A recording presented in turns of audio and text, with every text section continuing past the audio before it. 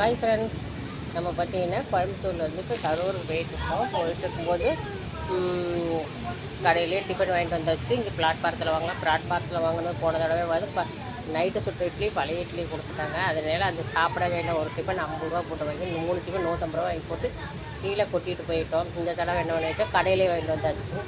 தம்பி கடையிலே வாங்கிட்டு வந்து கொடுத்துட்டாரு. அதனால் வாங்கிட்டு வந்து சாப்பிட்டாச்சு. சாப்பிட்டு இப்போ திருப்பூர் தாண்டி நம்ம போயிட்டுருக்குறோம். அடுத்தது ஈரோடு வந்துடும்.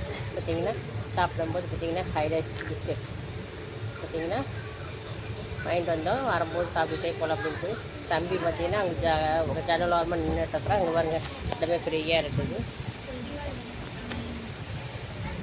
பாருங்கள் ஃப்ரீயாக இருக்குது. எப்போவுமே நாகர்கோவில் ட்ரெயின் வந்து ஃப்ரீயாக இருக்கும் மதுரை போகிற வரைக்கும். அப்புறம் தான் கும்பல் வரும்.